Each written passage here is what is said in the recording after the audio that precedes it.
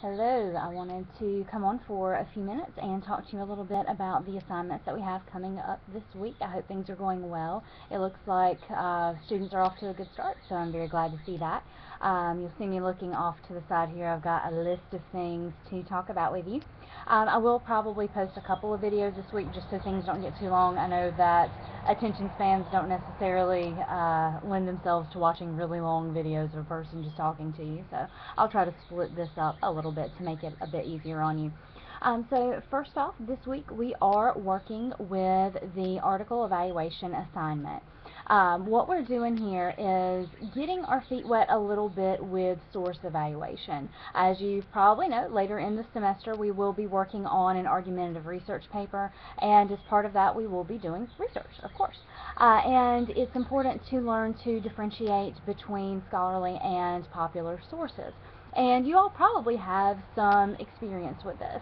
A lot of you probably know that you get scholarly sources through library databases, scholarly journals, published books, and that then we have our popular sources, things more like news stories, something like you would see on CNN or Huffington Post. And that typically when we're doing scholarly research, we want to focus on those academic resources. Now, that said, there's still a lot to be said for this sort of low-level research that we do on news sites. For example, I give you Wikipedia.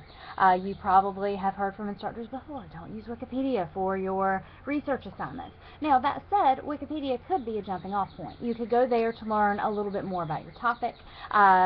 Typically, there will be some citations, so you would be able to track down the sources that the writer used and check those out for yourselves. Another example of low-level research is when we just talk about a topic with our friends and kind of organize our ideas, find out what they think about it. So they're not necessarily bad forms of research, but when we are writing an academic essay, we want to stick with the academic sources. So what we'll be doing for this assignment is finding a scholarly and popular article on a similar topic, okay? So for example, you might find a scientific study that was then discussed on CNN. I've given you a folder of articles in Blackboard that you can use if you're not ready to get into using the library databases yet. We'll definitely do that later in the semester, so if you're not ready for that, that's okay. You're welcome to just use the ones that I've provided for you.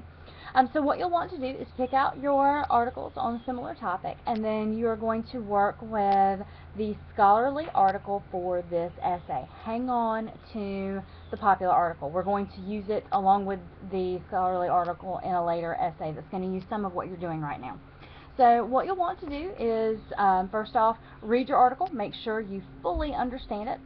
Scholarly articles tend to be a little bit harder of a read. Not many of us run out and pick up a scholarly journal for light, fun reading on the beach. So do be prepared that it may take a little bit more effort than some of the blog posts and news stories that you're used to reading. I do recommend annotating it, marking any questions you have, highlighting the main points. And then you're going to want to summarize this article, and then you're going to want to engage in what we call rhetorical analysis. This means that you're going to look at how the writer presents his or her information. So I'm not just asking you to look at the information itself. You are going to summarize, but then what you need to do is analyze how the writer delivers that information. So some things you could talk about: word choice, how the author tailors his or her writing to the audience using a particular word choice, organization, any other writing strategies that are incorporated that you see either doing the job well or that could be improved. And those are the first two parts of this assignment. And then, much like what you've just done with your add assignment, you will go back, add an evaluation, add an introduction. And I will, of course, be giving you feedback on the first part of this assignment, your summary and analysis, so that I can help you if there are any problems there. Now, as you do your analysis, you will need to use some information from the article to back you up. So if you say, for instance, that the writer uses very complicated vocabulary, then quote a sentence from the article that shows that to back up the assertion that you're making. This gets you in the practice of backing up your argument with points from the writing that you're using. Some of your work this week, some of your reading will help you with quoting if that's not something that you have experience with. We'll work on paraphrasing a little bit later, so if you're comfortable with that, go ahead, but I understand paraphrasing takes some practice. And quoting is a good thing to use when you're engaging in rhetorical analysis because you can provide those direct examples there. So that's an overview of the article summary and analysis that we'll be working on. The other thing that I wanted to talk about briefly here are topic sentences and paragraphs. I know these are kind of building block sorts of things that you have used before. So paragraphs, a lot of times students come in with the idea that a paragraph has to be 5 to 8 sentences. That's not necessarily the case. A paragraph should stay on one topic and be well developed, but occasionally you might have a 4-sentence paragraph. Occasionally you might have a 15-sentence paragraph if you're writing something that's really long. I've read dissertations that have incredibly long paragraphs, but it's a really long work, so that makes sense. That said, if you're writing a 2-page paper and one of your paragraphs is a page long, something has probably gone wrong. So your topic, your paragraph should have a main idea, and this is often stated in a topic sentence. Later on in the semester, I'll be having you do some sentence outlines that include the topic sentences for each of your paragraphs.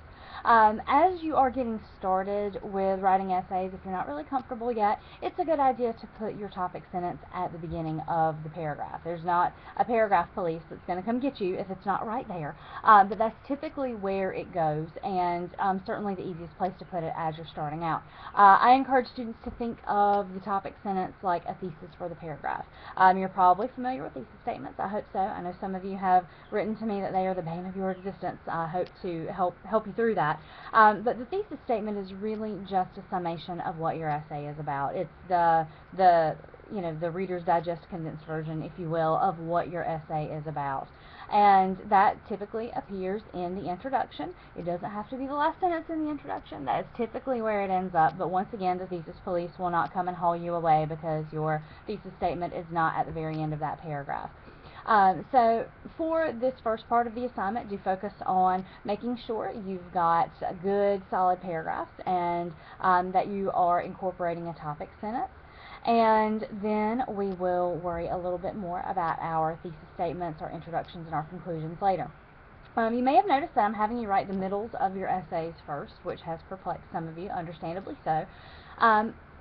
Students typically have a hard time getting started on essays. The two things that I get the most complaints about from students as far as them feeling like it's something they need help with are the introduction and conclusion. Students say, I just can't get started. Well, my theory is, let's write the middle of the essay first. You've got the information, you know what you're doing there, and once you write the middle of that essay, it may happen that the introduction comes to you a little bit more easily. The example that I give students is you can't introduce something if you don't know what it is yet. You don't go around at parties introducing people you don't know to each other, right? You introduce people that you know to one another so that they can get to know each other. So it would be kind of weird if you were walking around just grabbing random people and introducing them to one another.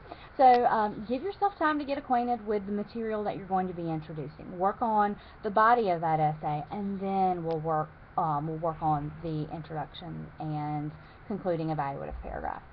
So I think that's enough. I'm seeing this video is starting to approach the 10-minute mark, which is probably the end of everyone's attention span, including my own. So we will stop here. I'll upload some more videos to help you out. As always, if you have questions, send me an email, get in touch. I want to help, and I hope you all have a great weekend.